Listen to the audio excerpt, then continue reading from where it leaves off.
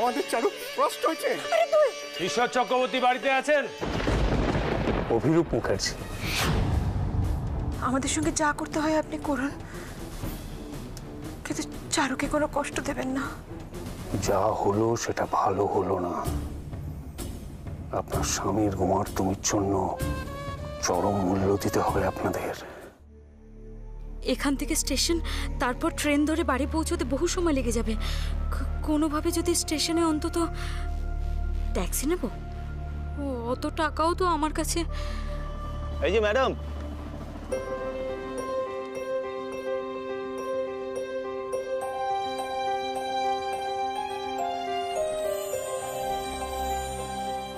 অবাক হলেন নাকি?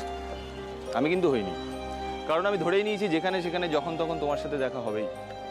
দেখুন, আমার তাড়া আছে, আমি পরে দেখা হলে আপনার সাথে কথা বলছি। আরে শোনো দুর্গা, এনি প্রবলেম? আরে বাবা, এখন সব কথা বলার মতো টাইম আমার কাছে নেই। কেন বুঝতে পারছেন না? আরে দেখো, তুমি যদি প্রবলেমটা বলো আমি কিন্তু হেল্প করতে পারি তোমায়। দেখুন, না চাইতেই আপনি আমার অনেক হেল্প করেছেন, কিন্তু এমন অনেক সমস্যা আছে যেটা সবসময় আপনি সমাধান করতে পারবেন না। দেখো, অন্তত তোমার মুডটা তো ঠিক করতে পারি, টেনশন রিলিফ তো করতে পারি। মন্ত্রী অভিরূপ মুখার্জি আমার বাড়িতে গেছে। আমার মন বলছে উনি কিছু গন্ডগোল করবেই। ওনার মুখোমুখি আমাকে হতেই হবে। আচ্ছা, তোমার মনে হচ্ছে তুমি খুব তাড়াতাড়ি বাড়ি পৌঁছে যেতে পারবে? আর যদি পৌঁছেও যাও তাহলে তুমি মন্ত্রী অভিরূপ মুখার্জিকে ধরতে পারবে? কিন্তু ওনার সামনাসামনি আমাকে হতেই হবে, যে করেই হোক। তুমি একটা কাজ করতে পারো। দেখো, আমি যতদূর জানি আজ বিকেলবেলা স্টেশনের কাছে অভিরূপ মুখার্জির একটা নির্বাচনী সভা আছে। হ্যাঁ, তুমি চাইলে সেখানে গিয়ে। কথাটা তো ঠিকই বলেছে। একটু অপেক্ষা করে এখানেই ওনার সাথে দেখা করে যাব আমি। যাবে? Wait, just wait.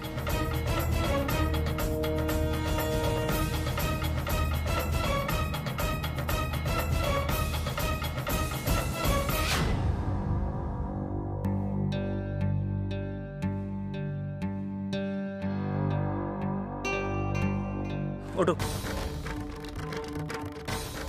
কি হলো? এখনো ভাববে নাকি অভিরূপ মুখার্জিকে ধরবার জন্য আমার সাথে যাবে? ওটো, দেরি করো না, ওঠো।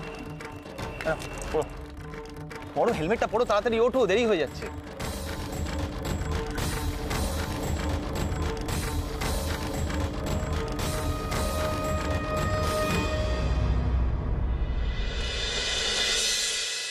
বৌমা, কি তুমি এভাবে মন খারাপ করে বসে আছো কেন মা? আমাকে এবার এখান থেকে চলে যেতে হবে মা। চলে যেতে হবে? কোথায় জানি না, তবে এইটুকু জানি যে এখানে থাকলে আমি কুড়ে কুড়ে শেষ হয়ে যাব। তোমার কি এখানে থাকতে কোনো কষ্ট হচ্ছে মা? আমরা কি তোমায় যথেষ্ট? না মা, আপনাদের কারুর বিরুদ্ধে আমার কোনো অভিযোগ নেই।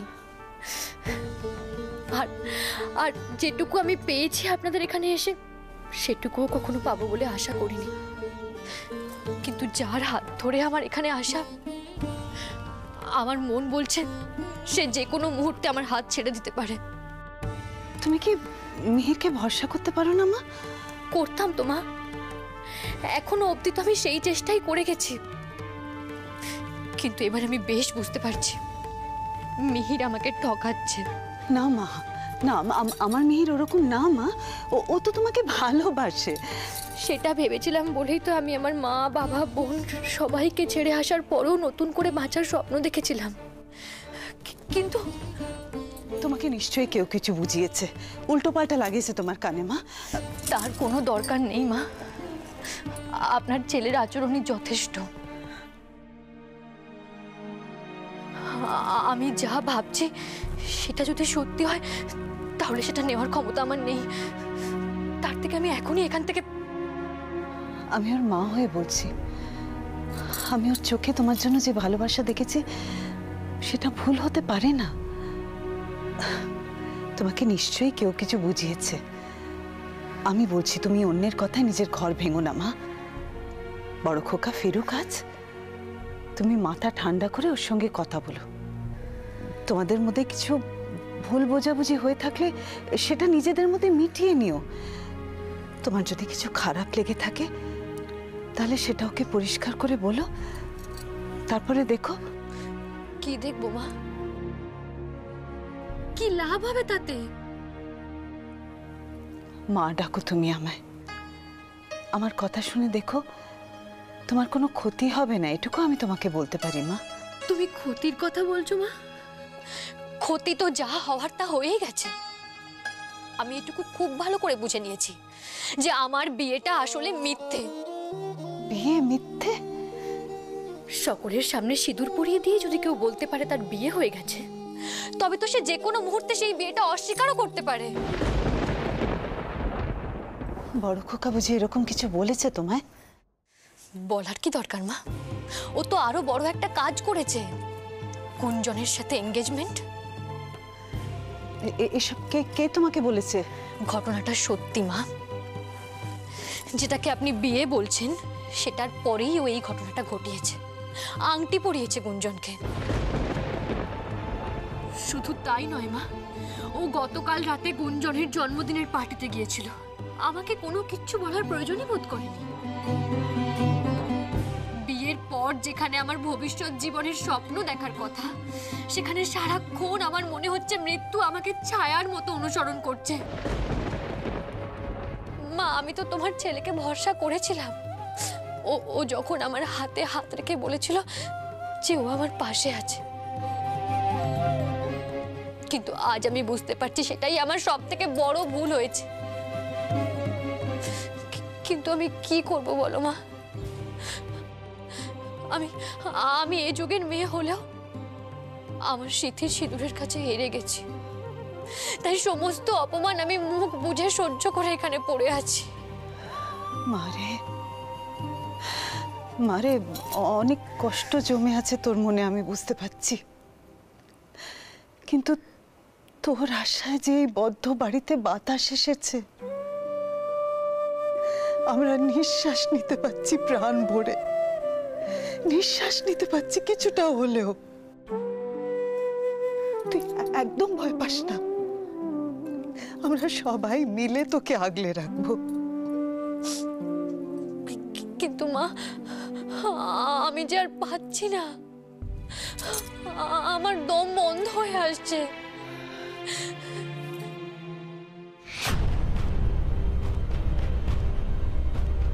ছোট্ট একটা ফুলকি থেকে আগুন তো দেখছি বেশ ভালোই লেগেছে। একবার এই চারুলতা এ বাড়ি থেকে বিদেয় হলেই ব্যাস।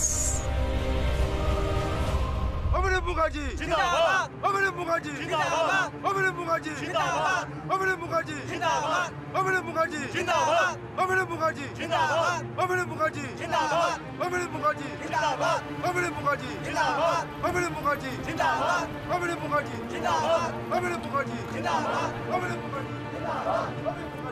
এখনো আসেনি মনে হচ্ছে। অভিরূপ মুখার্জি এত তাড়াতাড়ি আসবেন কেন? উনি মন্ত্রী মানুষ, লোকজন আরো বাড়বে, ভিড় ওনার জন্য অপেক্ষা করবে, তারপর সব শেষে উনি আসবেন। অভিনব মুখার্জি জিন্দাবাদ, অভিনব মুখার্জি জিন্দাবাদ, অভিনব মুখার্জি জিন্দাবাদ, অভিনব মুখার্জি জিন্দাবাদ, অভিনব মুখার্জি জিন্দাবাদ, অভিনব মুখার্জি জিন্দাবাদ, অভিনব মুখার্জি।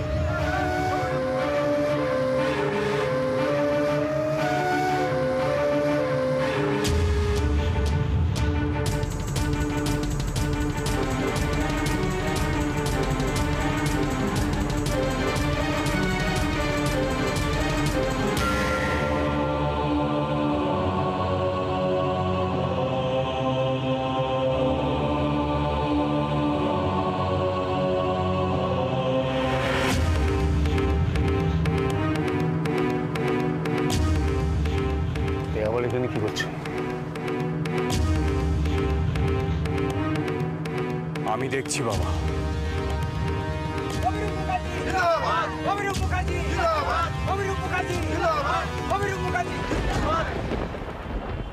তুমি এখানে কি করছো দুর্গা? একজন সেন্সিবল মেয়ে হয়ে তুমি এইভাবে কনভয়ের সামনে। বিরক্ত হচ্ছ মিহিরদা? কি করব বলো? তোমাদের প্রাসাদের মতো বাড়িতে আমাদের মতো সাধারণ মানুষের ঢোকা তো বারণ, তাই বাধ্য হয়ে রাস্তা আটকে কথা বলতে হচ্ছে। এটা কথা বলার জায়গা নয় দুর্গা, পরে ফোন করো, কথা বলবো। ফোন তো তোমাকে করেছিলাম, একবার নয় বহুবার। কিন্তু তুমি তুমি ফোন কেটে দিয়েছো, পরে সুইচ অফ করে দিয়েছো। আর কোনো উপায় নেই দেখে শেষে আপনার গাড়িটা মঞ্চের কাছে নিয়ে যান। তোমার বলো কি বলার আছে। তোমাকে নয়, আমি যা বলার মাননীয় মন্ত্রী মশাইকেই বলবো।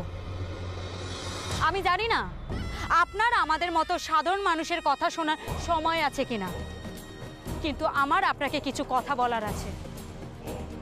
প্লিজ প্লিজ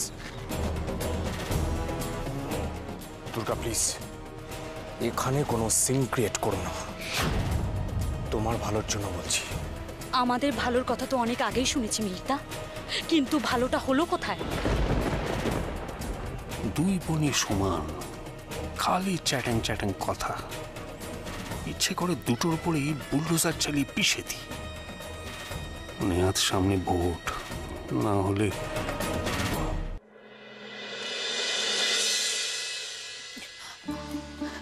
আচ্ছা আচ্ছা, তোমার বিশ্বাস হয় যে চারু এরকম কাজ করতে পারে?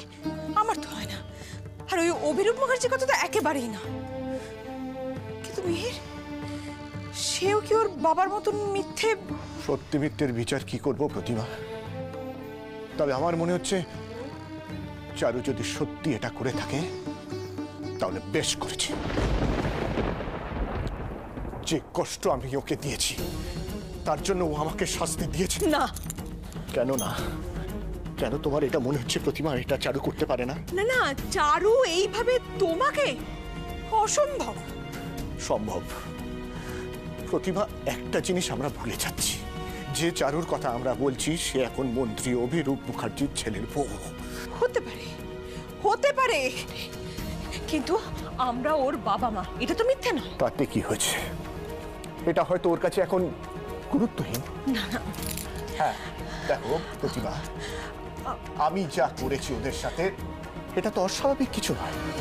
মন্ত্রী অভিরূপ মুখার্জির ছেলের বউকে আমি অপমান করেছি, দূর করে দিয়েছি। এটা তোর গায়ে লাগতেই পারে। ওর মনে হতেই পারে যে এই লোকটাকে আমি একটা উচিত শাস্তি দেব আমি। তাই হয়তো। দেখো, আমি এত শত বুঝি না, শুধু মনে হচ্ছে কিছু লোক আমাদের নিয়ে খেলছে। হ্যাঁ, আমাদের সুখ দুঃখ আবেগ অনুভূতি নিয়ে কেউ নোংরা খেলা খেলছে। আর এই সবের মধ্যে পড়ে আমি আমার মেয়েটাকে অভিশাপ দিয়ে ফেলেছি। জানো, আমি বলেছি যে ওরই সব দোষ, ও কোনোদিনও ভালো থাকবে না। এখন খালি মনে হচ্ছে আমার কথাগুলো লেগে যাবে না তো। এইসবের মধ্যে পড়ে ওর যদি কোনো খুব দুশ্চিন্তা হচ্ছে, আমি আচ্ছা আজকে যে মিহিরকে দেখলাম আর আগে যে মিহিরকে দেখেছি, দুজনের মধ্যে না আকাশ পাতাল তফাৎ। কোনটা ওর আসল চেহারা? যে মিহির চারুর সঙ্গে মিষ্টি নিয়ে এসেছিল সে, নাকি যে ওর বাবার সঙ্গে এসেছিল সে? দুর্গা, প্লিজ আমার কথাটা বোঝার চেষ্টা করো। তোমার যা বলার আছে আমাকে বলো, আমি শুনবো তোমার কথা, কিন্তু প্লিজ কনভয়টাকে ছেড়ে দাও।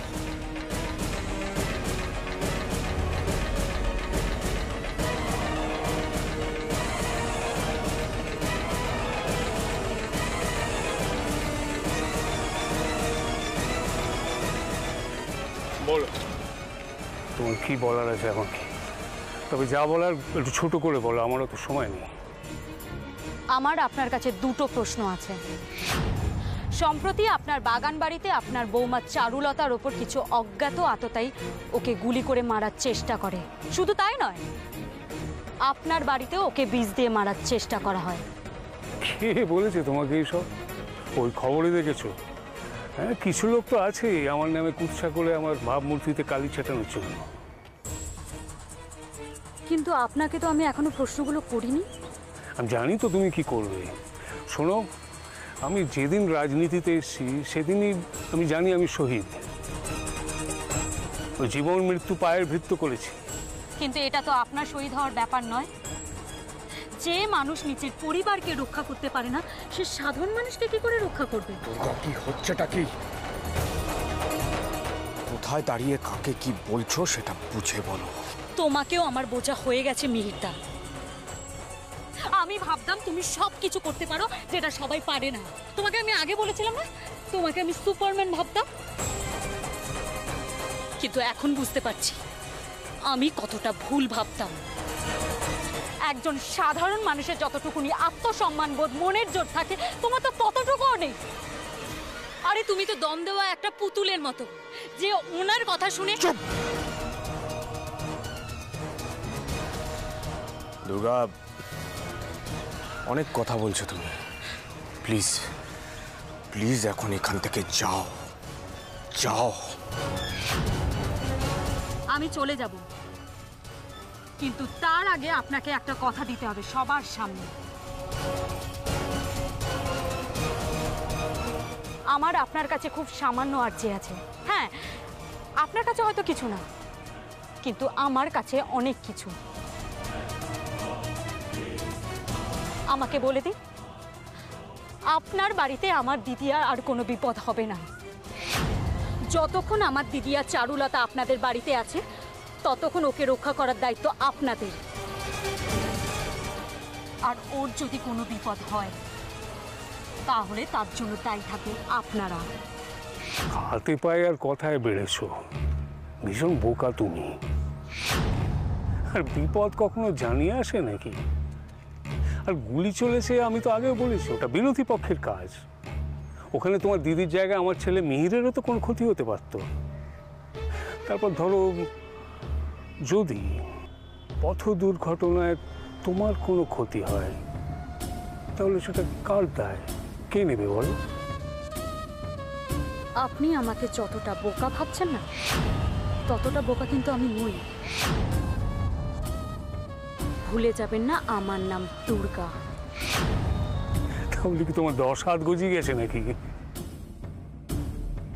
শোনো, চারুলতা আমার সন্তানের মতো, আমার বাড়ির বউ হতে পারে, কিন্তু ওকে আমি আমার মেয়ের মতনই দেখি। হ্যাঁ, ওকে রক্ষা করার দায়িত্ব আমার। ঠিকই বলেছো। শোনো দুর্গা, এসবের মধ্যে নিজেকে জড়িও না। যাও, নিজের বাবা মাকে সামলাও, যাও। এবার আপনি নিজেকে সামলান। আপনার এই জনদরদি ভাবমূর্তি ভাঙতে আমার বেশি সময় লাগবে না। আরও একটা কথা পরিষ্কার শুনে রাখুন, শুধু আমার পরিবার বা দিদিয়া নয়, আপনি সাধারণ মানুষের কোনো ক্ষতি করলে আমি আপনার সামনে দাঁড়িয়ে এইভাবেই কৈফিয়ত চাইব।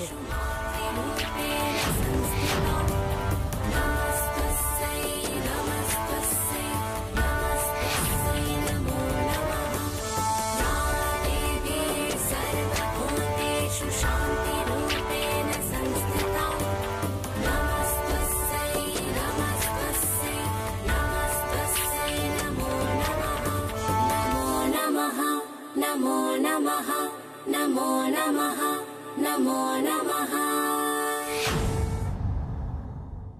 अभिनव मुखर्जी जिंदाबाद, अभिनव मुखर्जी जिंदाबाद, अभिनव मुखर्जी जिंदाबाद, अभिनव मुखर्जी जिंदाबाद, अभिनव मुखर्जी जिंदाबाद, अभिनव मुखर्जी जिंदाबाद, अभिनव मुखर्जी जिंदाबाद, अभिनव मुखर्जी जिंदाबाद, अभिनव मुखर्जी जिंदाबाद, अभिनव मुखर्जी जिंदाबाद, अभिनव मुखर्जी जिंदाबाद।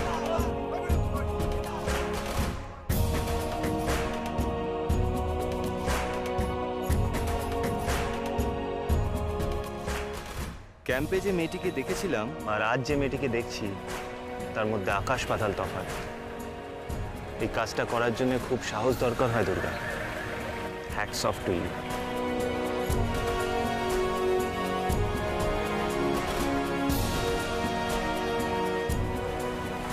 বাড়ি যাবে না? আমি আসছি। আরে দুর্গা,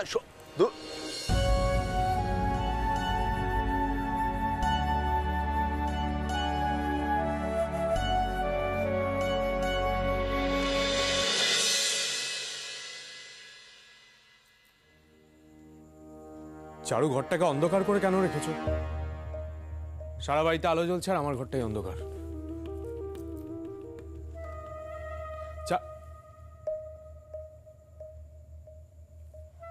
চারু, চারু, চারু, আরে চারু কোথায় গেলে? চারু,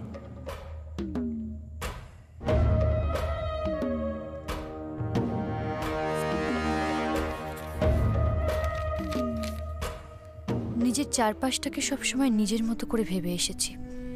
ভেবেছি মনের মতো না হোক, মনের মতো ঠিক করে নিতে পারবো। এ বিশ্বাস তখনই আসে যখন মন প্রাণ থেকে আমরা সেটা চাই, সেই ইচ্ছেও তখনই পূরণ হয়।